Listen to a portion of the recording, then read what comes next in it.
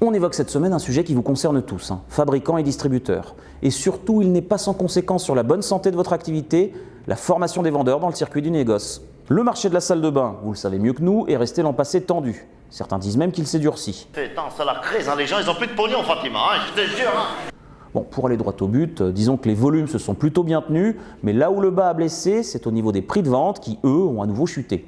Mais quel rapport, allez-vous me dire, avec le niveau de formation des vendeurs? Bah justement, je vais y venir. Cette chute du prix de vente des produits a concerné de nombreux segments et peut s'expliquer à l'aune de plusieurs facteurs.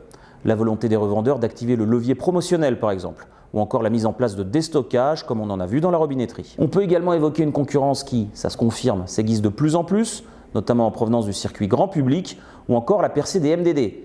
D'ailleurs, vous allez me dire que c'est un sujet que j'ai déjà abordé dans cet édito. On tourne en rond, merde, on tourne en rond, merde, on tourne en rond, merde. Oui, on y arrive, puisque, à en croire certains acteurs avisés, si les prix ont continué à chuter l'an passé, c'est aussi dû à un manque de formation des vendeurs. Et c'est pas nous qui le disons, c'est vous. D'ailleurs, en début d'année, un acteur incontournable du meuble de salle de bain nous a confié ceci, et son propos est loin d'être un cas isolé. Je le cite.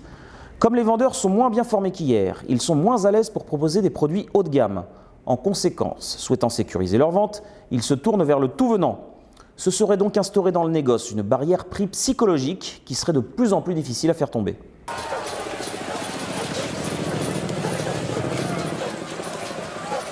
Mais c'est pas tant la formation initiale qu'ont reçue les vendeurs que bon nombre d'entre vous remettent en cause. C'est la formation qu'ils reçoivent au sein même des magasins. Alors c'est vrai, nous a confié l'un d'entre vous, il y a beaucoup de turnover dans les magasins en question. Donc il est difficile pour un vendeur de se familiariser sur un très court laps de temps avec les produits et la clientèle. Chérie, monsieur me dit qu'il veut venir boire l'apéritif à la maison et il me propose un plan à 4. Non, j'ai jamais dit ça. Il n'empêche que faire l'économie d'une formation professionnelle solide et régulière pour les forces de vente des magasins, c'est une stratégie un peu bancale. D'autant que le consommateur a devant lui, lorsqu'il entre dans une salle d'expo, une offre produit bien plus large qu'hier.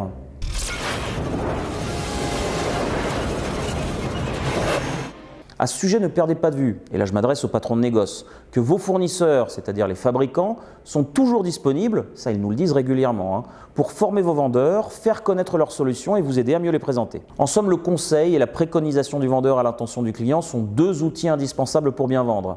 Et lorsqu'ils sont bien vendus, et ça aussi c'est vous qui nous le dites, les produits de la salle de bain peuvent rapporter gros, pourvu que ça dure.